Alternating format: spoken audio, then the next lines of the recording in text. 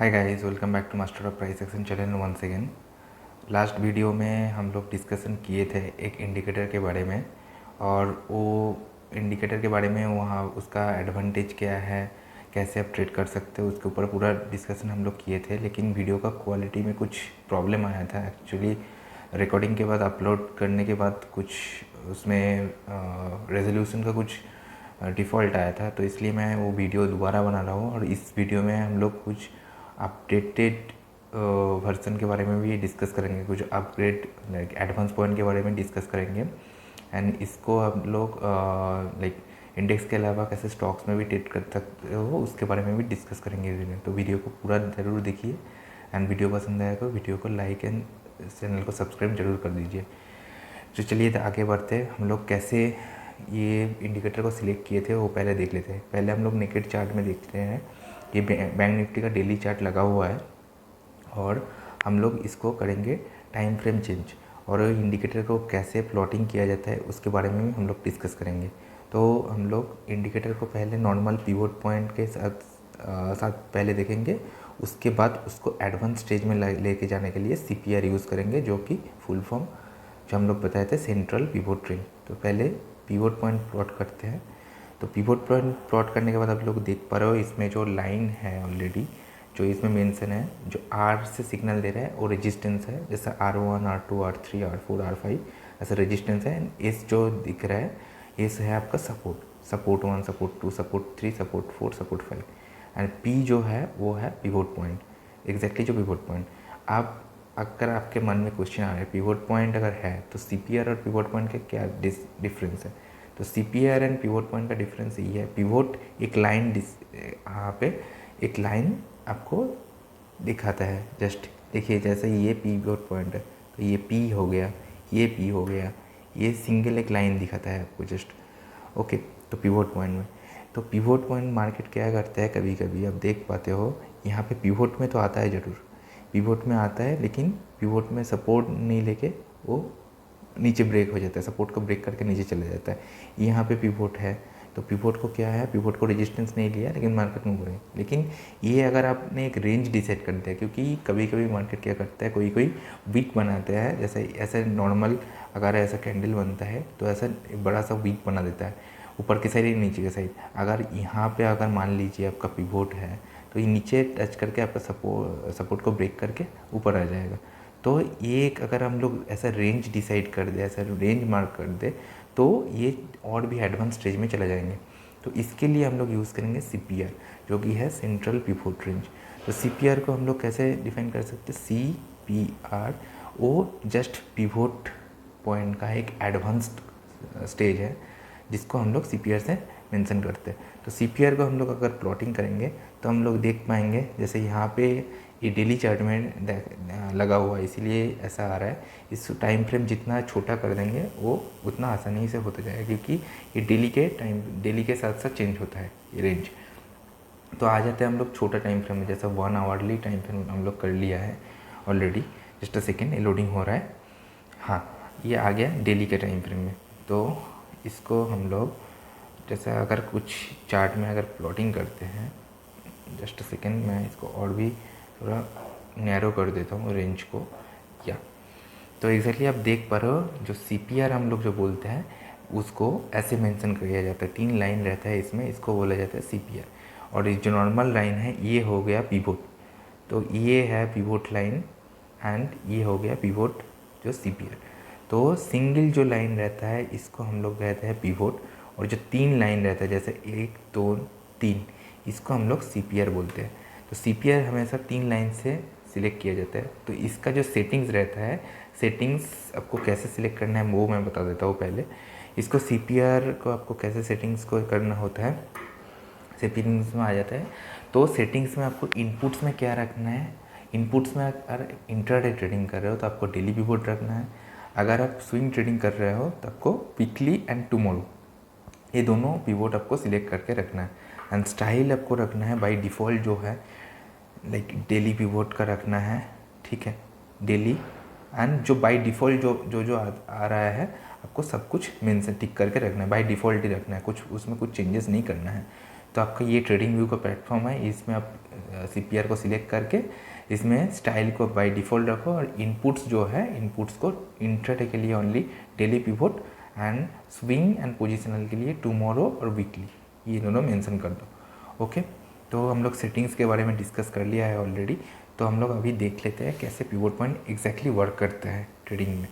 तो अगर इंट्राडे में हम लोग जनरली 15 मिनट्स का टाइम फ्रेम यूज़ करते हैं इंट्राडे इंडेक्स ट्रेडिंग करने के लिए, एंड पोजिशनल के लिए हम लोग ज़्यादातर डेली और 1 आवर का टाइम फ्रेम यूज़ करते हैं।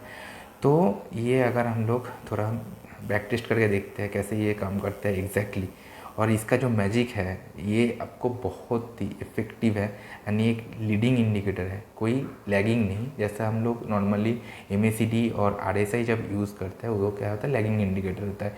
लैगिंग मतलब अगर प्राइस के साथ वो मूवमेंट होता है, प्राइस मूवमेंट होने के बाद वो इंडिकेटर आपको सिग्नल दिलाता है। तो इसमें क्या होता है, अगर प्राइस ऑलरेडी मूवमेंट हो गया है उसके बाद जाके आपका उसमें इंडिकेटर में सिग्नल आता है, तो ऑलरेडी प्राइस मूवमेंट कर लिया होता है। इसके बजाय बहुत ज़्यादा तक आपको डिसीजन में कुछ कभी स्टॉप लॉस हिट हो रह जाता है, कभी कुछ लेट एंट्री मिलता है, इसीलिए आपको प्रॉफिट छोटा हो जाता है, तो ऐसा होता है। लेकिन पिवोट पॉइंट एक लीडिंग इंडिकेटर, क्योंकि ये जब डे स्टार्ट होता है इसका एक फार्मूला है, जो फार्मूला है वो आप को मैं डिस्क्रिप्शन बॉक्स में डाल दूंगा, उसका डिटेल्स जो फार्मूला कैसे पिवोट पॉइंट हम लोग रेंज को डिसाइड करते हैं उसका कैलकुलेशन एक है। लेकिन वो कैलकुलेशन आपको ज़रूरत करने का ज़रूरत नहीं, क्योंकि ये जो इंडिकेटर आपको पूरा सिग्नल दे रहा है कैसे हम लोग ये लाइन को ड्रॉ कर सकते हैं, वो पूरा सिग्नल आपको इंडिकेटर से मिल जाएंगे। अगर अभी हम लोग डिस्कस करते हैं, जस्ट सेकेंड। तो फ्रेंड अभी हम लोग आ गया चार्ट पे, तो अभी हम लोग देखेंगे ये जो इंडिकेटर है ये कैसे काम करते हैं। और FIIs DIs एंड बहुत प्रोफेशनल लोग ये इंडिकेटर को बहुत रेगुलरली उनके ट्रेडिंग में यूज़ करते हैं, एंड ये बहुत ही ज़्यादा इफेक्टिव है। हम लोग बैक टेस्ट करके देखेंगे एंड ये भी देखेंगे। आप देख पा रहे हो स्क्रीन के ऊपर कुछ जो CPR का रेंज है बहुत ही ज़्यादा है, रेंज बहुत बड़ा है, एंड कुछ रेंज बहुत ही छोटा है, जैसे नैरो रेंज है। तो इसका मतलब क्या है, इसको कैसे ट्रेड करना होता है वो भी हम लोग इस वीडियो में डिस्कस करेंगे। तो वीडियो को पूरा ज़रूर देखें एंड वीडियो को लाइक कीजिए। तो मैंने ऐसे टाइप को बहुत ही वीडियो बनाऊंगा, एंड इसका जो बेनिफिट है इसको कैसे हम लोग ट्रेड कर सकते हैं उसके बारे में डिस्कस करते हैं। तो ये उन लोगों के लिए है जिनको जो सपोर्ट एंड रेजिस्टेंस वो ड्रॉ करना नहीं आता है। कुछ लोगों को जो सपोर्ट क्या है, प्रीवियस डे सपोर्ट क्या होता है, मंथली सपोर्ट क्या है, उन लोगों को ड्रॉ करना नहीं आता है, उनके लिए बहुत ही ज़्यादा इफेक्टिव है।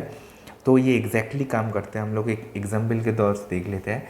जस्ट हम लोग 29 जनवरी जो डेट है उस दिन का हम लोग चार्ट देखते हैं। तो आज गया हम लोग थोड़ा गैप को एक्सटेंड कर दें, तो आप लोग देख पा रहे हो ये यहाँ पे जो रेंज है हम लोग जो डिस्कशन किया था, पिवोट पॉइंट एक सिंगल लाइन है but CPR is a range. तो वहाँ पे जो पिंक कलर का लाइन है वो एक्चुअली पिवोट पॉइंट है, एंड अपर साइड जो blue line and lower side blue line is the CPR, ये रेंज है। तो देखिए ये पिवोट पॉइंट को टच नहीं किया, तो अगर कोई पिवोट पॉइंट प्लॉट करके ट्रेडिंग कर रहा है तो वो उस रेंज पे आए ही नहीं, लेकिन वो क्या किया आप देख पा रहे हो, ये जो रेंज है रेंज को टच करके उसने ऊपर गया और बहुत ही बढ़िया एक मूवमेंट दिया आपको। ये तो एक एक्सेप्शनल डे था, बजट के जस्ट प्रीवियस डे सेशन था, एक्सेप्शनल मूव था, एंड इससे आपको टारगेट भी मिल सकता है, क्योंकि इसमें आपको पता चल रहा है नेक्स्ट रेजिस्टेंस क्या है, R1 R2 करके आपको रेजिस्टेंस भी पता चल रहा है। हम लोग देख लेते हैं। ये देखिए ये R1 अगर हो गया, ये R2 हो गया, तो आपको ये भी पता चल रहा है नेक्स्ट रेजिस्टेंस कहाँ पे आप प्रॉफिट बुक कर सकते हो। अगर मान लीजिए यहाँ पे अगर टच किया तो ये कंटिन्यूअस यहाँ पे फॉल हो रहे थे मार्केट, देन यहाँ पे एक ग्रीन कैंडल बना, देन ये ग्रीन कैंडल को जब भी क्रॉस किए, रेड कैंडल का हाई को जब भी क्रॉस किया आपने बाई कर सकते हो। जो स्टॉप लॉस रहेगा ये ग्रीन कैंडल का लो लगा के आप स्टॉप ट्रेड कर सकते हो। अगर आपको वो नहीं आता है तो अब अगर ये रेंज छोटा रहा तो ये रेंज के ऊपर वाला रेंज को आपको बाई करना चाहिए। जस्ट सेकेंड, अपर साइड का रेंज को बाई करना चाहिए, लोअर जो रेंज है इसको स्टॉप लॉस। जस्ट हम यहाँ पे अगर आपने बाई किया तो नीचे का जो रेंज है ये स्टॉप लॉस आपको रखना पड़ेगा। अगर आपका रिस्क मैनेजमेंट या मनी मैनेजमेंट या पोजीशन साइजिंग के हिसाब से आप स्टॉप लॉस अपना रख सकते हो। तो आप देख पा रहे हो ये बहुत ही बढ़िया मूवमेंट दिया। एंड ये जो रेजिस्टेंस है, अब जो ये वीक बनाया है, यहाँ पे आप देख पा रहे हो ये वीक में जाके रेजिस्टेंस में जाके वीक लिया है। तो ये आपका टारगेट रहेगा, ये बहुत ही ज़्यादा। अगर ये स्मॉल लाइक ये पिवोट पॉइंट में अगर आपने स्टॉप लॉस रखा और यहाँ से बाइंग किया तो आपको आसानी से 1:3 के आसपास मिल जाएंगे प्रॉफिट। 1:3 या 1:2, जो कि इंट्राडे ट्रेडिंग के लिए बहुत ही बेहतर है। हम लोग देख लेते हैं और भी ज़्यादा एग्जांपल, लाइक सेल साइड में भी देख सकते हैं हम लोग। जैसे यहाँ पे देखिए, जहाँ से मार्केट स्टार्ट हुआ है वो जस्ट आपका CPR को टच करके मार्केट फॉल हुआ। देन ये जो फर्स्ट रेजिस्टेंस, फर्स्ट जो सपोर्ट है, ये यहाँ पे आके इसने सपोर्ट लिया, जस्ट इस पॉइंट में आके इसने सपोर्ट लिया। देन यहाँ से एक बाउंस बैक करने का ट्राई किया। देन जब वो रिवर्स करके इसको ब्रेक किया, देन देखिए बहुत ही बढ़िया मूवमेंट मिला उस दिन। तो इस तरीके से आपने आपका टारगेट भी निकल सकते हैं, आपका स्टॉप लॉस भी निकल सकते हैं। तो आपको यहाँ से बेनिफिट क्या क्या मिलेगा, आपको फर्स्ट ऑफ ऑल आपको मिलेगा एंट्री पॉइंट मिलेगा। फर्स्ट ऑफ ऑल आपको एंट्री पॉइंट मिल जाएगा, ठीक है। देन आपको मिल जाएगा फर्स्ट पॉइंट। देन आपको सेकेंडली मिल जाएगा टारगेट।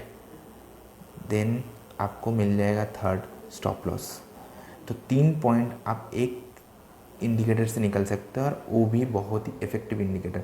तो आपको ये इंडिकेटर 80 to 85%, मैंने रेगुलरली बेसिस पे ये इंडिकेटर यूज़ करता हूँ, तो 80 to 85% ये आपको इफेक्टिव लगेगा, कभी कभी 90% भी। इवन आप लोग अगर स्टॉक में देख लेते हैं, जैसा कि अगर आप लोग कुछ स्टॉक्स का देखते हैं, जैसा मान लीजिए रिलायंस का स्टॉक्स हम लोग देख लेते हैं पहले, जस्ट अ सेकेंड।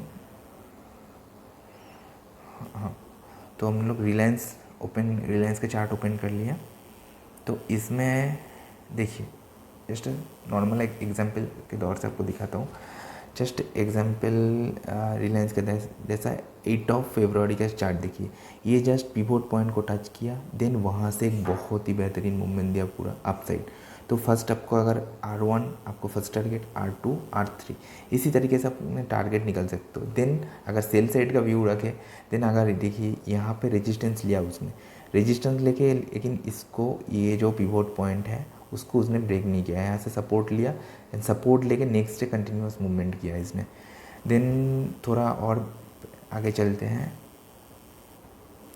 देखिए यहाँ पे अगर देखिए, जस्ट अ सेकेंड, यहाँ पे देखिए बहुत ही अच्छे से सपोर्ट लिया।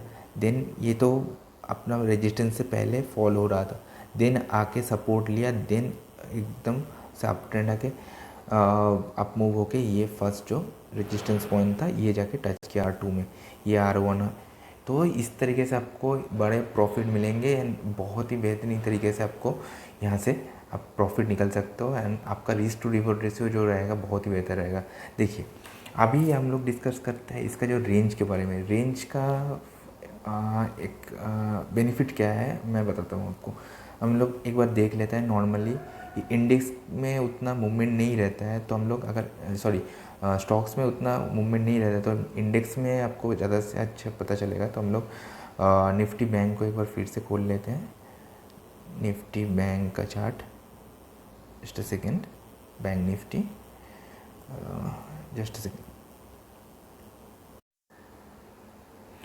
तो ये रेंज को इसने ब्रेक नहीं किया। देखिए देखिए ये रेंज को ब्लू लाइन से इसने सपोर्ट लिया, एंड R1 के अंदर ही तो पूरा दिन ही साइडवेज रहा। तो ये रेंज से आपको पता चलता है मार्केट साइडवेज रहने वाला है कि नहीं। तो अगर आप पिवोट पॉइंट से ओनली ट्रेड करते हो तो देख पा रहे हो पिवोट पॉइंट इसका दूर है, लेकिन अगर कभी कभी क्या होता है, जस्ट उसके पिछले दिन हम लोग देख लेते हैं एक बार चार्ट में। देखिए यहाँ पे क्या हुआ था, अगर आप पिवोट पॉइंट से ओनली ट्रेड करते हो तो ये देखिए पिवोट पॉइंट को अब ब्रेक कर दिया इसने।